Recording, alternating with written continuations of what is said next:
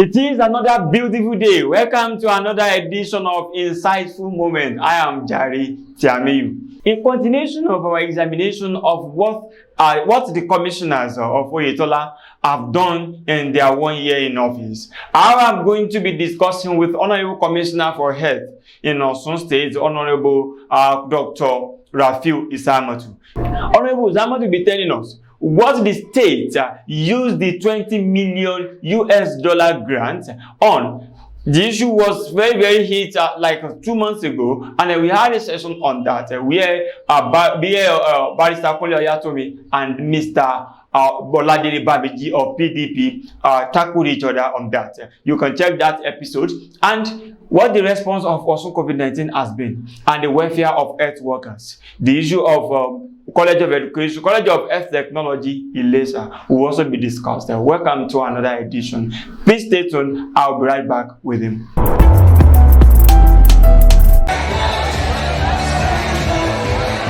In 2018, the good people of Osun State massively voted for Governor Gboyega Oyetola. The mission was to bring in the Ileroluwa to their lives. Month after month, the governor has continued to change the narratives and redefining governance, putting people's need as topmost priorities. As a government, our policies and programs are driven by citizens' needs. Topmost on its agenda are prompt payment of workers' salaries without leaving the senior citizens who earn pensions behind. Osun has witnessed massive infrastructural development as several roads, bridges, government buildings are wearing new looks. Healthcare revitalization during the era of Gboyega Oyetola. I commission this road to the glory of God and for the betterment of mankind. God bless you. Now you can see that Ileroluwa tin share Osun. Gboyega is working. Osun is progressing.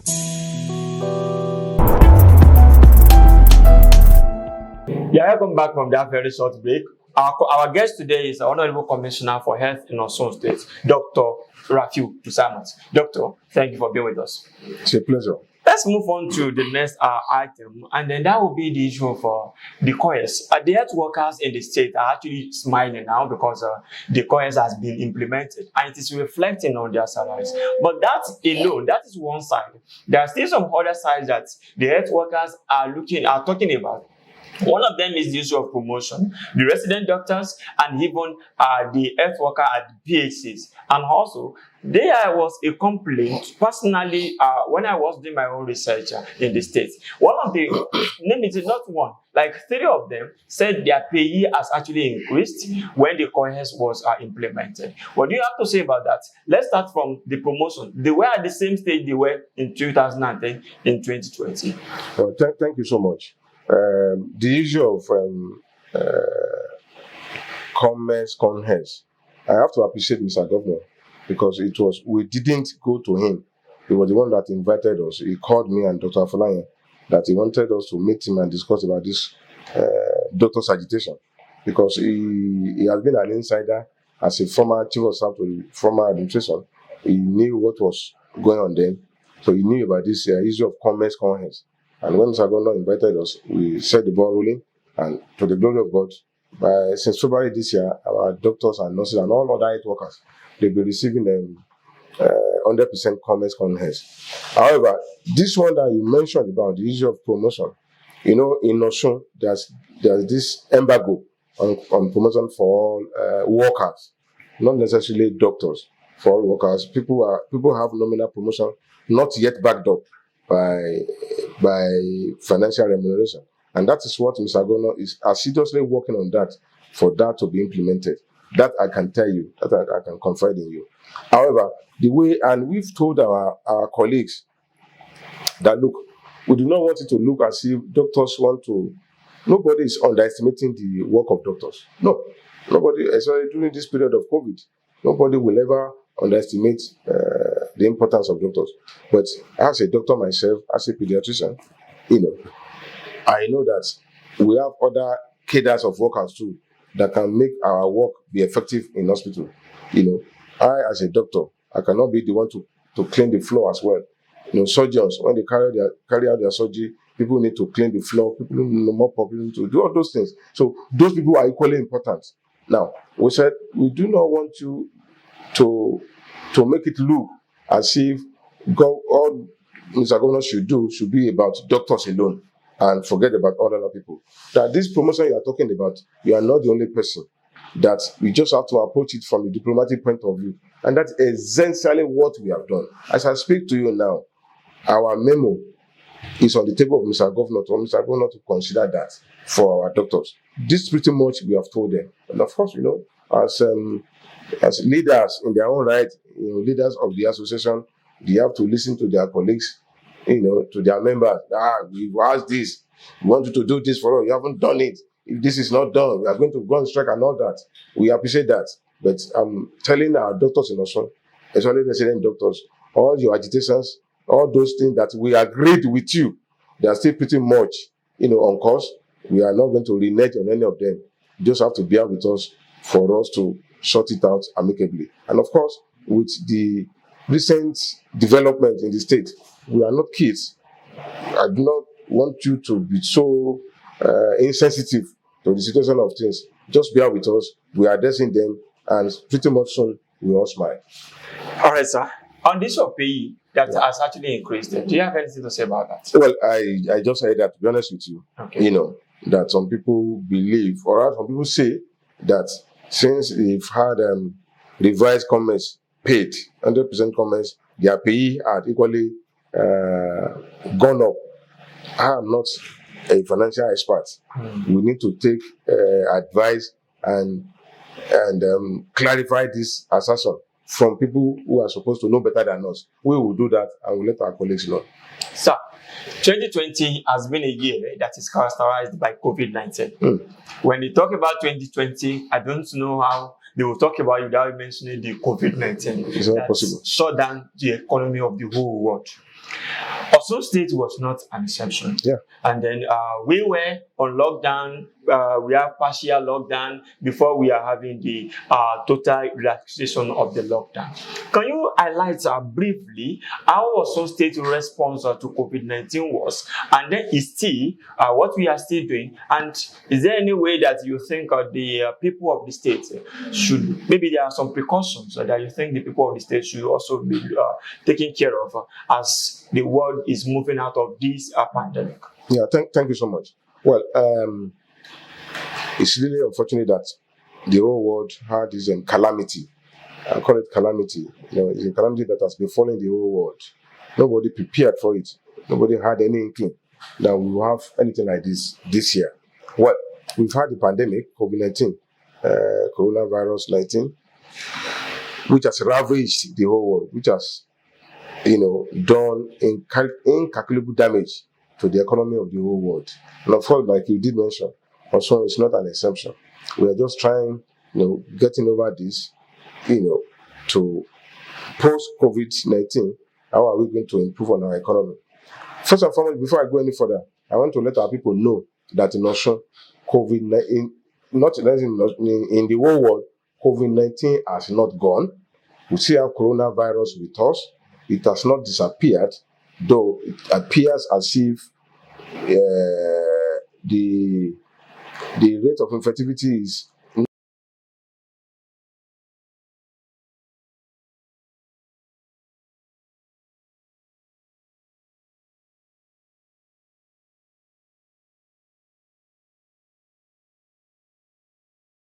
what are the things that we've always been emphasizing for our people? Wear a mask. It is because I'm facing a camera now. That's why I remove my mask temporarily. As soon as I get out of this camera, I'm going to wear my mask. So wear your mask, maintain social distance, and wash your hands. If you do all that, it will go a long way in helping us, containing this pandemic, COVID-19. So that's number one. Now, back to your question, that what have we done? Well, we have to appreciate Mr. Governor for his proactiveness. Ever before we got a case in Osun, he has given us that task. Those of us who are given the task of managing the Ministry of Health, myself and my colleague, Tiamiyu, that we should do everything humanly possible to make sure that we minimize the effect of COVID in our state. Even at that stage, we've not had any case, because our first index case was recorded on March 25th this year. And of course, we went all out to, to map out where foreigners live, because they live in clusters, the Chinese and all that. Well, the rest is now history. So, due to proactiveness of Mr. Governor, we had some mileage. We had to set out on time to release communication to let our people know what COVID-19 is all about, what we need to do, what we need to avoid, and all that and all that. So it was due to the support of Mr. Governor. So we have our technical committee set up, headed by Deputy Governor, of which I'm the deputy of that committee. My colleague Sijela Miju, all of us are there, and we have different pillars that have been working. I will not be mentioning all the pillars: the coordination pillar, the risk communication, information prevention and control, the surveillance, enforcement, the laboratory pillar, the case management pillar. Everybody working in tandem to make sure that when we have all this, we contain it. The number of isolation centers that we built, we have 16-bed isolation center at OUTHC in Ile-Ife. An old building was given to us, which we remodeled, which we renovated to be an isolation center. That one is in Ife. It's a 16-bed capacity. In Osogbo here, at our state specialist hospital, Asubiaro, we have 20-bed isolation center, and that is where we have our intensive care unit, where we have 8 ventilators. In Mercyland Hospital here in Osogbo as well, we have 160-bed capacity, out of which 100 was given to us by COVID. We need to let the whole world know that of the 160 beds that we have in Mercyland, 100 of that was given to us by COVID. In Ejigo, we have 130-bed capacity isolation center. So all these things were done to us. Several millions of dollars were spent in providing PPE and all that, personal protective equipment, to give to our health workers. Of course, the emolument paid, to those who work for us for COVID. Mr. Governor has agreed that, and we've been doing that since we started. We are owing them now, which we are going to pay by the special grace of God this week. For last month, we are going to do that. We have given them life insurance for those who work for COVID-19. So these are things just in case if somebody gets COVID, what will be the compensation? I had COVID myself. Thank God I recovered. We want to see if you have COVID. In case you die, we pray that nobody dies. In case you die, what will be the benefit of your family and all that? So because in case of that happening, that was why we approached Mr. Governor and graciously agreed with us that we should go ahead and organize insurance, life insurance for everybody that works for COVID. We have equally done that. So I believe so far so good. We are not doing badly. At the moment, as we speak to you, we've had about 908 confirmed cases of COVID in our state, out of which 846 have been treated and discharged home. Remaining yesterday, just 2 of our patients who are in our state hospital at Subiaro in isolation center were discharged. They are people with comorbidity. Thank God they survived. They tested negative yesterday, so we discharged them home yesterday. So the remaining are people that we monitor at home, because NCDC has agreed that people who do not have major problem, if they can self-isolate at home, that they can go ahead and so do. So we monitor them in their various homes. So the remaining are the ones that we have at home. So far so good. This is our journey so far, as far as COVID is concerned. So. I'm inspired by what Inside Links Media, what they are doing. They are doing a very, very good job, and I want you to keep listening to them. Thank you. Okay, Honorable Commissioner, sir. Let's now look at it. We have one more question after this, and the one I want to ask now has to do with the issue of finance. You've mentioned a lot of things that you have done, and those that you did during the issue of COVID-19, and then moving forward. Have you not been impacted? Your activity is not being impacted by the paucity of funds that is facing the states? Obviously, it did, but once again, I would like to appreciate Mr. Governor for being so. I know he has sworn. That's the oath he's sworn to do his best for the people of the state of Osun. But he has prioritized health, as a major thing for him to do. And everything that, as at when we needed them, everything that we went to get approval for were delay given, and there was prompt cash backing for that. So we appreciate Mr. Governor for that. Even though out of the tight, because we are challenged in our state, out of little resources available to the state, Mr. Governor has given us that priority as far as COVID, is concerned. Of course, nobody would want anybody to die, but it was inevitable. People died from COVID. And regrettably, we lost 20 people in our state due to COVID. But like I said, 846 have had COVID treated and discharged. So the death that we recorded was about 2.02% of those who had COVID. Honorable Commissioner, sir, as we are winding down, can we talk about the College of Health Technology in Asia? There has been issue of deficient, dilapidated facilities there. Some of their facilities, even the toilet, is an eyesore, and some other places. And then we believe it's under this ministry. How is your ministry looking towards that? Most especially, this one now has to do with life of students. Thank you so much. Well, as a former student union leader, these are things that would infuriate and make students to become unruly. Well, I appreciate your observance of those things. Those things have been well taken care of. The issue of toilet and things like that.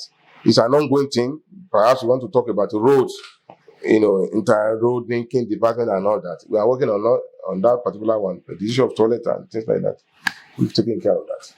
Honorable Commissioner, finally, sir, what other innovations have you as a commissioner now? That before you were a commissioner before, and what other innovation have you been able to bring into Osun health sector?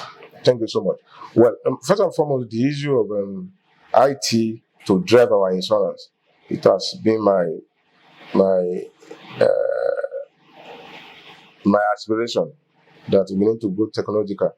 We need to do that. So our health insurance OIS is driven by IT, information technology, because it is important. Knowledge is really important.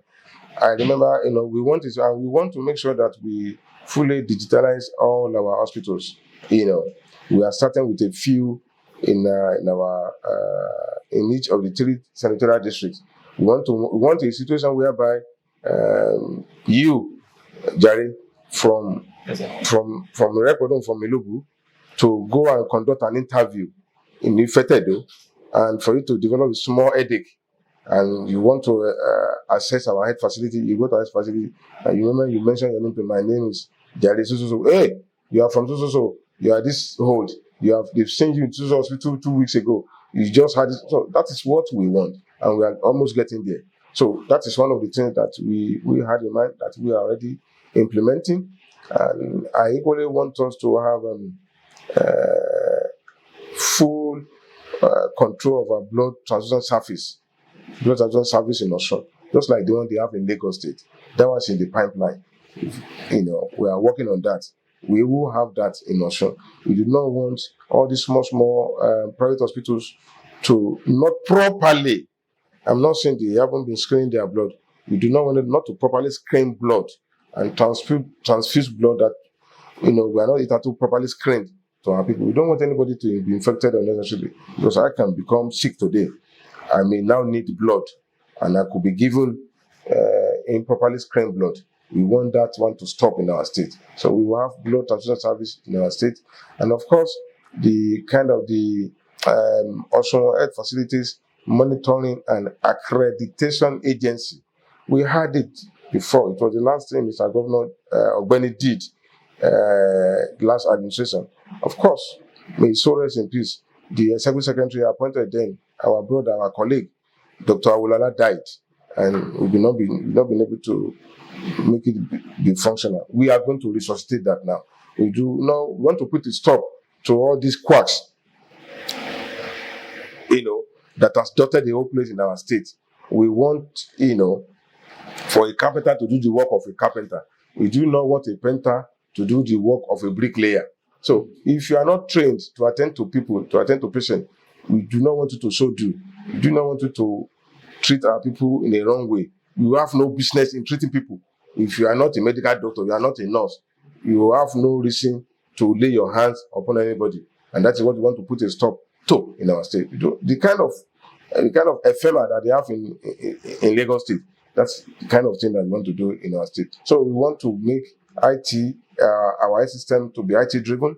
We want to sanitize the issue of quackery and all that, want to do that. And of course, we want to have a comprehensive diagnosis center in our state. It's in the pipeline. Thank you so much, Honorable Commissioner. Thank you so much, Honorable Commissioner. Thank you so much. It has been a wonderful session sitting with you. That was Honorable Commissioner for Health in Osun State, Dr. Rafiu Isamotu. Thank you so much. Thanks for having me. Join me on the other side. That was our session with Honorable Commissioner for Health, Dr. Rafiu Isamotu. Dr. Isamotu was able to tell us what actually transpired on the issue of a 20 million US dollar grants that the state won last year, and how much they have been able to spend on it. And also, what are the things that the state Ministry of Health has done, especially as regards COVID-19, the public health, and most importantly, the welfare of the staff, the health workers, is very, very important. And I think we're able to hammer on that, and we'll continue to monitor that. We'll continue to ask questions that has to do with the majority. That is how far we can go. But before I sign out today, I want to say a very big congratulations to the Olowo of Kuta, Kabiyesi Oba Makama, Oba Ahmed Adekunle Makama Tegbosun III. Kabiyesi was conferred with doctorate degree on public administration by a university in Ghana. Kabiyesi, we know you have been a very intellectual person, and then we learn from you on a daily basis. And we wish you many more success on the throne of your forefather, Kabiyesi, sir. And to all other persons that have been so wonderful to this show, I say thank you so much. To all the Insight Media crew, till some other time, I say keep safe and ensure you stay safe.